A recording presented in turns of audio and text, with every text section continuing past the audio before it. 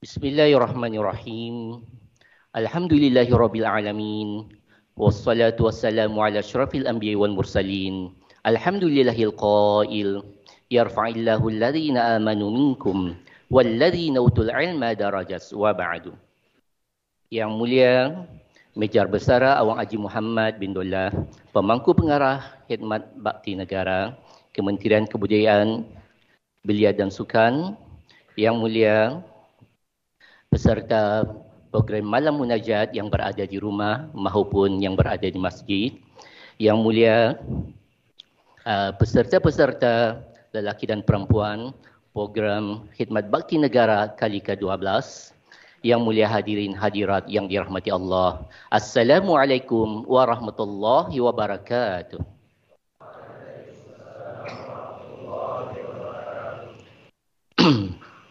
Alhamdulillah. Alhamdulillah, tani sama-sama panjat syukur kehadrat Allah Subhanahu wa taala. Kerana dengan izinnya jua, sekali lagi kita ni terus diberi peluang, iaitu diberi pinjamkan nyawa untuk terus meningkatkan amal ibadah kita ni kepada Allah Subhanahu wa taala. Di samping itu jua, sebenarnya kita ni diberi peluang untuk meningkatkan iman dan takwa kita ni kepada Allah Subhanahu wa taala. Dan di samping itu juga peluang tersebut adalah semata-mata untuk mendekatkan diri kita ni kepada Allah Subhanahu wa taala. Mudah-mudahan dengan peluang tersebut kita ni akan terus meningkat dari masa ke masa, dan mudah-mudahan dengan peluang tersebut kita ni akan terus mendapat rahmat Allah, kasih sayang Allah, pertolongan Allah, dan dijauhkan daripada sebarang bala bencana. Dan yang paling penting ialah reda Allah untuk memasukkan kita ni dan melayakkan kita ni untuk masuk ke dalam syurganya jua. Amin. Amin. Amin. Ya Rabbal Alamin.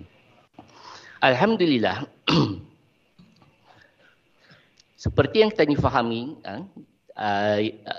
yang belum lama tadi sebut tadi ialah mengenai dengan ayat Al-Quran yang telah saya sebutkan tadi, yarfa'illahu alladhina amanu minkum, iaitu Allah Ta'ala akan mengangkat darjat kita ni sebagai orang yang beriman di antara kita ni, dan juga orang-orang yang wa utul ilma darajat, orang-orang yang menuntut ilmu daripada kalangan kamunya. Artinya katanya ni adalah dalam program baktian ni, masa ni kita ni sedang menuntut ilmu, dan dalam program ni juga bis kita pun menuntut ilmu, yang seperti dimaklumi bahawa dengan adanya program bakti negara ni, ia adalah sebagai aspirasi kerajaan ke bawah Duli Yang Maha Mulia Paduka Seri Baginda Sultan dan Yang di-Pertuan Negara Brunei Darussalam, dan ia merupakan suatu keperluan bagi negara kita ni untuk melahirkan belia-belia yang cemerlang. Macam mana untuk membentuk belia yang cemerlang? Kita ni hendaklah belia yang cemerlang bukan setakat dunia, malah juga di akhirat kelak. Itu yang diharapkan. Dan ia juga berselaras dengan matlamat untuk mewujudkan belia yang lebih bertanggungjawab dan berdisiplin, disiplin sepanjang hidup katanya. Dan dengannya juga di sini kita hanya mendapat pendidikan secara holistik, iaitu keagamaan dari segi aspek kerohanian dan juga fizikal. Dan dengan ilmu yang tadi dituntut di sini ini semuanya adalah berpandukan, berteraskan kepada falsafah negara katanya, iaitu Melayu Islam beraja. Mudah-mudahan ilmu yang dituntut di sini akan tanya amalkan sepanjang hayat katanya, bukan setakat di sini sahaja, tetapi yang penting tanya amalkan sebagai pakaian hidup kita ni sepanjang hayat. Bukan sini saja belajar solat, tapi solatnya hendaklah berkekalan, terutamanya solat fardu. Baiklah, itulah ilmu yang perlu kita ni ada, yang perlu kita ni kekalkan. Dengan ilmu itu sebenarnya kita ni diangkat darjat-darjat katanya kalau kita ni menduduki majlis ilmu. Pasal di dalam majlis ilmu ni ada para malaikat juga sebenarnya yang meminta keampunan ke atas dosa-dosa kita ni. Maka dalam tanya menuntut ilmu ni sambil-sambillah kita ni beristighfar, amalkan zikir-zikir, dan juga di samping itu para malaikat juga, barang siapa yang berdoa pada masa ini, doanya akan diaminkan oleh para malaikat, mengaminkan doa-doa orang yang berada di dalam majlis ilmu, insya-Allah. Dan kata Ibnu Abbas radhiyallahu anhuma, bagi mereka itu adalah beberapa darjat bagi orang yang menuntut ilmu tadi, yarfa'illahu allazina amanu minkum, dan darjat ke atas orang-orang mukmin yang lain dengan 700 darjat. Ini dalam kitab Jauhar Al-Mahub pada menyatakan juga, dan barang di antara satu darjat kepada satu darjat yang lain itu adalah seumpama perjalanan 500 tahun. Begitulah tingginya darjat. Itu baru satu darjat, apatah lagi 700 darjat. Cuma tujuh waktu katanya sembahyang. Kalau katanya mengamalkan sembahyang berjemaah, katanya pun akan mendapat 27 darjat atau 25 darjat. Bagaimana riwayat. Itu satu darjat seperti perjalanan sepanjang perjalanan 500 tahun. Dan perjalanan 500 tahun itu adalah antara langit dan bumi. Dan kata Imam Syafi'i radhiyallahu anhu ta'ala, barang siapa tiada kasih akan ilmu ininya, maka tiadalah kebajikan untuknya. Orang yang tidak suka menuntut ilmu, tiada kebajikan untuknya. Artinya penting kita ni menuntut ilmu ni, maka janganlah ada di antara kamu yang berkenalan dan berkawan dengan orang yang indah suka menuntut ilmu ni.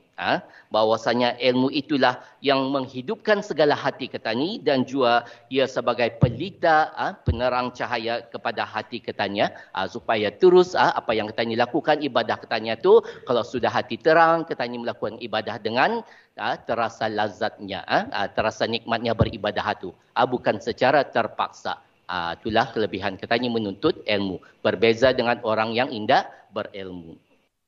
Dan kewajipan menuntut ilmu ini bukan setakat lelaki, malah perempuan juga. Sebagaimana sabda Nabi SAW, talabul ilmi faridatun ala kulli muslim wa muslimah.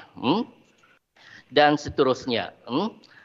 Sabda Nabi SAW juga ada menyatakannya, aku ini adalah perbendaharaan ilmu, dan Ali itu adalah pintunya. Maka dalam pembendaharaan ilmu dan Ali adalah pintunya. Kalau tidak ada pintu, kita ingin dapat masuknya orang, itu pentingnya pintu itu juga. Dan setelah mendengar golongan Khawarij tentang ilmu ini, hadis ini, maka golongan Khawarij ini pun merasa hasad dengki terhadap Ali. Maka berkumpullah para cendekiawan golongan Khawarij itu berjumpa kepada Ali untuk bertanya tentang ilmu ini. Hai alinya, apakah yang lebih afdalnya? Adakah ilmu ataupun harta? Maka Ali pun menjawab, ilmu itu dapat memelihara akan kamu, dan harta itu kamu akan memeliharanya. Artinya ilmu dapat memelihara katani, menjauhkan katani daripada sifat mungkar, dosa dan maksiat. Kalau harta katani terpaksa memeliharanya, takut habis maka itu contohnya pentingnya ilmu daripada harta. Dan yang kedua, sama jo soalannya orang Khawarij ini kepada Ali, maka Ali pun menjawab, ilmu itunya adalah mempusaki para anbiya. Dan harta itu seperti mempusakai Qarun dan Fir'aun. Artinya kalau sudah tamak kepada harta, akan menjadi orang yang sesat. Ilmu adalah seperti tadi mempusakai para anbiya, itu al-ulama warathatul anbiya, artinya orang berilmu. Dan seterusnya orang yang ketiga pun juga soalan yang sama, Ali pun menjawab, harta itu apabila engkau nafkahkan dia, keluarkan dia, ia akan menjadi berkurangan. Tetapi ilmu, semakin kita ni keluarkan, semakin kita ni sebarkan, maka ia akan bertambah dan bertambah. Makin merakatnya orang di hati kita ni, makin kita ni amalkan. Itulah ilmu. Dan seterusnya, dan harta itu hendaklah dipelihara akan dia daripada si pencuri. Tetapi ilmu tiada dipelihara ia daripada pencuri. Artinya orang banyak harta kadangnya takut ia hartanya ni habis takut kena curi rumahnya maka inilah yang penting tapi dengan ilmu insya-Allah kita ni akan selamat. Dan seterusnya ialah harta akan binasa dengan lama dengan masanya dan ilmu itu tidak akan binasa dengan dengan zaman berzaman. Terus tani pakai dan pakai ilmu itu. Tapi harta walaupun setinggi gunung orang ia akan habis juga. Maka tuntutlah ilmu sebanyak yang mungkin. Itulah pentingnya kata ni menuntut ilmu. Dan seterusnya ialah dengan ilmu itu dapat membezakan kita ni orang yang lurus salatnya dengan orang yang indah lurus salat. Maka kalau kita ni indah menuntut ilmu, kita ni akan sembahyang indah bertantunya orang, indah ikut peraturan. Kalau kita ni ikut mazhab kita ni mazhab Syafi'i. Tetapi kalau orang yang indah menuntut ilmu terus-terus sembahyang, mungkin susah terbalik sembahyangnya. Maka itulah pentingnya ilmu dan dengan itu kata ni dengan ilmu itu juga mengusai sembahyang kata ni. Dan kenapa penting kata ni sembahyang itu? Sembahyang ini hendaklah kata ni kekalkan seperti saya sebut tadi, bukan setakat sini saja yang rajin sembahyang, tetapi setelah keluar maka sembahyang itu pun perlu dikekalkan, terutama sembahyang fardu. Mudah-mudahan dengan sembahyang itu dapat mencegah kata ni daripada perbuatan fahsya dan munkar. Wa qimis solah inna solata tanha 'anil fahsya wal munkar. Dan dengan sembahyang itu juga hati kita ni akan menjadi tenang dan tentram. Sebagaimana firman Allah dalam surah Ar-Ra'd-nya, alladzina amanu wa tatma'innu qulubukum bidzikrillah. Bahawa dengan sembahyang itu hati kita ni seolah berzikir pada Allah, dan dengan zikir itu ala bidzikrillah tatma'innul qulub. Mungkin dengan bersembahyang juga seterusnya ialah doa kita ni akan dimakbulkan sesuai dengan arti sembahyang. Solat itu adalah doa. Di sanalah kita ni sambil berdoa. Artinya dalam sembahyang itu boleh mengubah kehidupan kita ni. Barang siapa yang sembahyang berpuluh-puluh rakaat atau ribu rakaat sudah, tetapi masih juga indah berubah, artinya ada tak salah dalam sembahyangnya tu. Terutamanya ia indah khusyuk, indah memerhatikan apa zikir yang ada di dalam sembahyang tersebut. Maka sembahyangnya tu orang bagaikan angin. Selepas memberi salam, terus saja bungkasnya orang. Indah lagi berdoa maka itu sudah menunjukkan sembahyangnya itu indah ada kesan terhadapnya. Itulah pentingnya kita ni ilmu untuk mempelajari tentang sembahyang ni. Apa sebenarnya kita ni berdoa dalam sembahyang itu, dan dengan sembahyang juga kita ni rezeki kita ni akan terus mengalir.